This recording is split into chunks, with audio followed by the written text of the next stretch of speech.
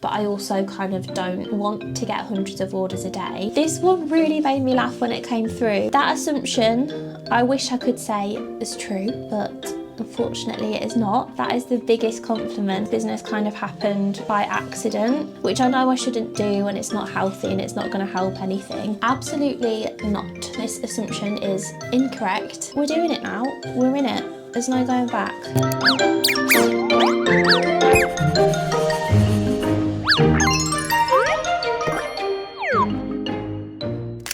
Hello, welcome to a brand new video. I hope you're all doing really well. Today's video is a little bit of a different one. When I was doing my version of Vlogmas this year, which is where I was doing 2 videos a week, one of my video ideas was to do a reacting to your assumptions of me and my business video. So over on Instagram on my stories, I asked for your assumptions about me or my business, and I had all the intentions of filming that video for Vlogmas, but I just had so many Vlogmas video ideas that one just kind of kept going lower and lower down my list, and I never got to filming it. So I thought today I will sit down with you and we're going to do some colouring, a little colour with me moment, and I'm going to react to your assumptions. So I hope you enjoy this video. The colouring book that I'm using is the Coco Wyo little corner one, and I'm obsessed with it. I'll show you some of the ones I've done so far. This was one I did the other day. They're just so fun, and the lines are so thick, so they're really easy to colour in with. Not that I'm bad at keeping in the lines or anything. This is a little Christmassy one I did before I got my white paint pen, so I don't have any white highlight details on this one, but if I go back to that one I just showed you here, you can see that there's some like white highlights on there because I've added those with some white paint pens, which I'm going to use in this video as well. There was one that I saw, oh, I've literally just opened it on it. I think I'm going to do this one in this video because it's not too busy. I don't think it will take me too long, and it's just so freaking cute. So yeah, that's the one I'm going to do. I always make sure I put a bit of grey board behind the page because it does bleed through, as you can see here. That one's come right through to the other side, so I'm just going to put that there. I have my other camera set up here as well, so I can kind of do like a bird's eye view of what I'm colouring, so I hope that works. And then the markers that I'm going to use are the Ohuhu, I think that's how you pronounce it, art markers, and you get 48 colours in these ones. I saw literally everyone using the Ohuhu, that's so funny to say, markers, and I really wanted to get my hands on my own set. I don't think this is like the proper alcohol brush marker set that a lot of people use, but this is like the smaller version of it, kind of. So I didn't want too many, I just wanted a nice little condensed selection. And then I've got all my swatches on here of the colours so I can see exactly which ones I might want to use. So I always put those on the desk as well so I can see. So let's get the first assumption up. I'm going to start with pink, I think, obviously. And the first assumption is you find new things easy to learn, such as heat press, lamination. I think they might have meant sublimation there because I don't do any lamination, but I do sublimation. Let's zoom this in a little bit. How do we zoom in? Can't remember how to use this camera. Oh, there we go. Let's get a little bit closer. Move it up a little bit. Oh, come on. That's better. Okay, we're ready. I would say that I do find new things quite easy to learn, yes. I feel like at school and stuff, I was always really eager to learn new things. And I remember in like school reports and stuff, a lot of them would say that. And I think that does show within my studio vlogs as well and things, because I'm always trying out new things. Like I bought my sublimation printer last year and I now sublimate products. And I would say that I am a quick learner. So I would agree with that assumption that I find new things quite easy. Obviously it depends what it is a little bit, but yeah, like once I get something in my head that I want to do, I'm straight on it, and like I have to buy that thing there and then. I'm very impulsive, and I also feel like I'm very, I don't know what the word is. I get easily frustrated with myself. I'm a perfectionist. I get easily frustrated with myself if I can't do something straight away. I think that also comes into play with that I am a quick learner. So if I don't find something quick to learn, I get easily frustrated. I'm not gonna lie, this is actually quite a lot harder than I thought to talk to you guys and colour at the same time, but we're doing it now. We're in it. There's no going back. These markers are literally so amazing. The next one, you instantly started getting sales after your first launch. Absolutely not. This assumption is incorrect, but it's a bit of a hard one to answer because when I first started my business, it wasn't intentional, and I didn't do like a big launch of my shop or anything. I started just on Etsy, and I'd just add things gradually as I made them. But when I started doing YouTube, pointing my pen at you now, when I started doing YouTube, my first few vlogs were launching for like my first proper collection, where I did plan all the products. I had my first ever enamel pins I was launching. I think I launched like 5 or 6 enamel pins, and that's a product that I'd never done before. So I feel like people were quite excited for that. And because I just started my YouTube channel, people who had found me on there hadn't purchased from me yet before. So when I did that launch, which was my first like proper collection, I think that was, and still is to this day, one of my most successful launches, because again, it was that like excitement of, oh my gosh, I've started watching this person on YouTube and they're now launching these new products and I want to get my hands on some. I think that's what happened there. But honestly, collections aren't a massive thing for me. They aren't massively successful. I think I realised this last year, and that when I do like a big collection launch, I did quarterly ones last year, so I launched one every few months. I did 4 collections, and although I did get orders with those launches, they weren't like massively successful. Like you see some people get 30, 50, 100 orders on launch day plus, whereas I'd get like between 10 and 15 usually, which is still amazing, and I was happy with that, but they're not like hugely successful for me. So that's why I'm switching things up this year, and I've decided to just launch new products as often as I can, do a little bit of a build up to them, but not do like massive collections every few months, but try and do like a smaller release of products every month. But no, I didn't instantly start getting sales after my first launch. It's been like a really gradual process, I'd say. The next assumption was that you are just a lovely person. I'll take that as a compliment and say thank you very much. I hope I come across that way in these vlogs, but obviously I'm not gonna toot my own trumpet, and I will just let you guys think what you think on that one. The next one was quite interesting. It says you're probably pretty shy, but when you're comfortable with someone, super goofy and a joy. This is very true. I would agree with this one. I don't know if the right word is shy, but like in a social situation, I'm the type of person who will like sit back and just listen to what's going on, and I'll input into the conversation when it's appropriate or when I feel like I can add something. I'm not the type of person who will just talk a lot and be like the centre of attention or the one to initiate the conversation all the time. I wouldn't say I am shy, but yeah, I'd explain it in that way. But the assumption that I come out of my shell and stuff once you know me is very true. But I kind of feel like everyone's like that in a way. Like you're always going to be a little bit more yourself with someone you're comfortable with, and you're not going to be as reserved. But yeah, I'm definitely more chatty, more conversational with people who I know and I feel comfortable with. I suppose I probably can be a bit shy. Like at school and stuff, I remember I'd never want to be like the centre of attention. I'd never want to go up and do anything like in front of the class. I wouldn't like doing stuff like that. But yeah, I'd agree with that assumption, yeah. The next assumption is that you are smashing it. Firstly, thank you so much. Secondly though, I really don't know what colour to pick actually. I'm going to colour in the bear now, I think. What colour should I do the bear? 1, 2, 6, golden brown. I feel like smashing it is a very vague term. Like, what's the word I'm looking for? Subjective. Smashing it can mean different things to everybody. I don't feel like I'm smashing it. I mean, some days I do, but like I mentioned earlier, in terms of like collection launches and products and things, I never feel like I'm smashing it, because I see all these people and I compare myself to those people who get hundreds of orders on launch day, which I know I shouldn't do, and it's not healthy and it's not going to help anything. My view on this is that I will never feel like I'm smashing it, because as humans we're always like chasing the next thing. So even if I do start getting really successful launches and have like hundreds of orders on launch day, that still won't be good enough, and I'll be focusing on the next thing then. Or I should be getting multiple 100 orders. Do you know what I'm saying? So I read something about this the other day, and that like as humans you're just never fully content with anything. You're always like striving towards the next thing, and I think that's so true. So I do feel like I'm doing really well in my business and I'm really happy with the stage I'm at right now, but the assumption that I think I'm smashing it, I don't think I am smashing it, if that makes sense. The next assumption says you've always wanted your own business. I would say this isn't true. Like I mentioned earlier, this business kind of happened by accident. You probably know my story if you've been watching these vlogs for a while, but it all started in lockdown.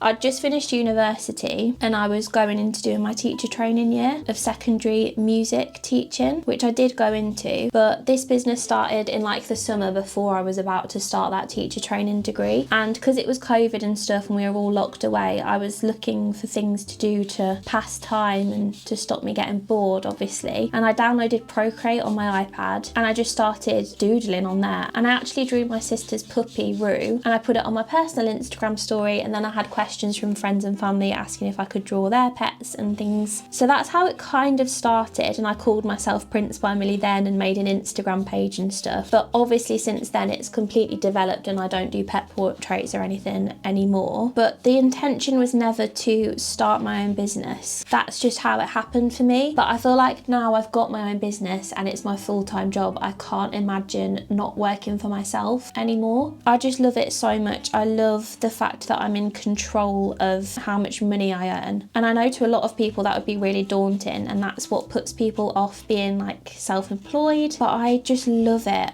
I love being in control of it and thinking, right, I need to earn this amount this month, so this is what I'm going to do it. Whereas if I was in a teaching job, you get paid this amount and that's it. Obviously you can get promoted and stuff, but there's no control over how much you're earning, if that makes sense. Not as much as there is obviously when you're self-employed. So no, I've not always wanted my own small business, but now that I've got it, I feel like it's what was always meant to happen, and I just love it so much. With this colouring, I'm just doing all like the base colours to start with, and then I'm going to go in and add like the shadows and stuff afterwards. I keep opening the wrong end. One end's got the brush marker. I'll show it on this camera actually.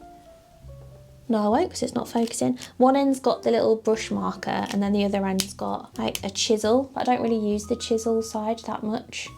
I mean, I probably should, but I just like the brush end. Another assumption is that you work hard and you make amazingly cute products. I'm so pleased you think my products are cute. That is the biggest compliment. And I always say that I design cute and quirky stationery, home decor and gifts and stuff. So the fact that you see them as cute as well is everything I strive for. So thank you. The assumption that I work hard, I think is true. I don't know if I am a workaholic, because I don't know where the line is between just working hard and being a workaholic, but I do find it really difficult to switch off from work. And like last night, it was a Sunday evening. I should have just been relaxing on the sofa, but I came in here and I packed all my Etsy orders so that today was free to film this video. And also I just wanted to come in here and have like a cozy evening packing orders, because I just love being in here so much and working on the business. So yes, I do work really hard because I'm so passionate about the business. But even when I didn't have this business, when I was a waitress for a little bit, I was a waitress at a local cafe while I was at university. I feel like I've always been a hard worker, and I've always like wanted to do my best at school and stuff. I was always trying to do my best. So yeah, I would agree with that assumption that I work hard, and I'm quite proud to say that. Otis, come in here. The next assumption is that I get hundreds of orders every day, my dream. That assumption, I wish I could say is true, but unfortunately it is not. I would say on average on Etsy I probably get 10 orders a day at the minute, and on Shopify probably like 1 a day. So not hundreds, but I'm quite pleased with that amount. Obviously I would love it to be more, but I think with trying to balance everything, like now I've got this YouTube channel and I want to create more content on here, the amount of orders I get every day is not like my biggest aspiration. As long as I get enough so that the income that I'm getting through my orders is substantial and makes up a good part of my income, then I'm happy with that. I don't strive to have hundreds of orders a day, because then I think I'd just be so overwhelmed with packing the orders that I wouldn't have time to work on other parts of the business like my YouTube channel. I hope that makes sense. So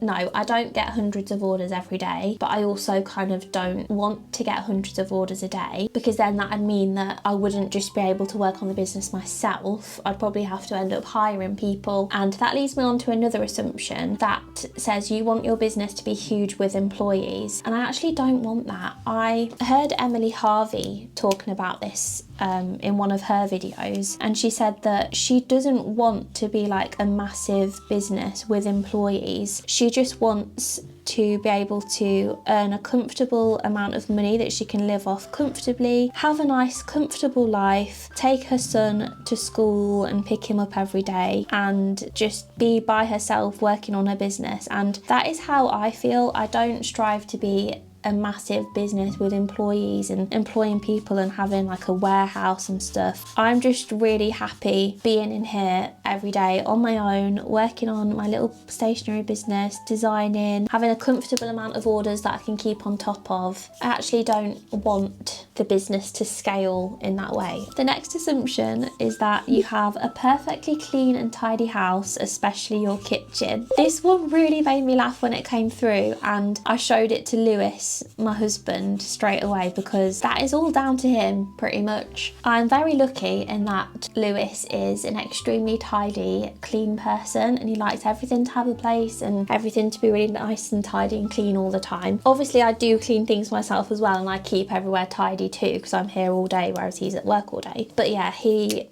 keeps the kitchen as clean as it is. I think this person's seen it on my Instagram story probably, because sometimes I'll put on my story like if I'm making breakfast or a coffee or something. The kitchen is always really clean, but I can't take the credit for that as much as I would like to. And it's always a joke in my family as well that our house is like so tidy and clean all the time. But it's funny because when I lived at home, my bedroom was always quite messy and I really struggled to keep on top of it just because I was so busy all the time. I was at uni or I was at school or this and that. If I was coming home, I'd then be driving to Lewis's or whatever to stay there. I was just never like at home enough to keep it tidy all the time. I'd just sling my clothes on the bed, see you later. Whereas now I'm like the total opposite because I'm so used to living with Lewis now. Obviously it's just like kind of how I'm used to living now as well, like just being really tidy and clean. Yeah, it's just funny how you change depending on like your circumstances or who you're around, I guess. But yeah, that assumption that I have a perfectly clean and tidy house is true. Especially the kitchen, because I don't touch the kitchen, that's all Lewis. The last assumption I have, but I've not even finished my colouring. Oh no. Maybe I'll have to do like a time lapse at the end of me finishing it. But the last assumption is that when I watch you on YouTube, I can't visualise you in a bungalow, which isn't really an assumption, but I can confirm that I do live in a bungalow. We moved in here in 2022. So we've lived here for, it'll be 3 years this summer, I think, that we started renovating. We basically ripped everything out, like stripped it right back, and then we did it all up. So yeah, we got the keys, I think it was June or July 2022, and then we actually properly moved in, I think it was September 2022. And my lovely dad, my very hardworking, talented dad, he is a very handy man. He's a plumber and a tiler by trade, but he's one of those men who can just do anything. So he literally did all the manual labour for us, which we were obviously so grateful for. And he did it all within the space of like 3 months, which is just insane. At the time, you think it's taken forever because you're just so desperate to move in, but yeah, it really wasn't that long when you look back. And yeah, we'll be forever grateful for him for doing that for us. We're very, very lucky. And yeah, we absolutely love it here. It's not the biggest bungalow, it is quite small. I am in the second largest bedroom. This is my office. Then we've got the small bedroom, which is actually a dining room. We're using it at the minute. And then we've obviously got our bedroom. So if we ever have a family or we have a kid or anything, it'll be likely that I'll have to move elsewhere and out of this room because this will have to be their bedroom. But we'll cross that bridge when we get to it. But yeah, the assumption that we do live in a bungalow, I can confirm. I feel like when you say you live in a bungalow, it's like quite an old person thing, isn't it? I feel like old people live in bungalows. But Lewis was always like, I want to live in a bungalow. And I'm a very like, just go with the flow person with things like that. So yeah, we do, and we are very happy here. Those are all the assumptions I got from you guys, but I have nowhere near finished my colouring, as you can see. So I'm gonna finish this now because I feel like I don't want to leave you guys with an unfinished colouring. and you might find it quite satisfying if I do like a little time lapse kind of thing. So I'll do that to finish this video off. But thank you so much if you popped an assumption in the comment box on Instagram stories. I hope you found this video interesting. I know it's a little bit different to my usual ones, but I want to upload a lot more videos this year on YouTube, and I'm going to get any extra ones out where I can. Thank you guys so much for watching. If you enjoyed this video, please give it a like for me so that I know you've enjoyed it, and it will help to push it out to other people who might like watching it too. I upload videos every week, sometimes multiple times a week, to this channel, so make sure you subscribe so you don't miss any future ones, and hopefully I will see you guys very soon in the next one. Wow, I'm talking so fast I'm forgetting to breathe. Bye guys!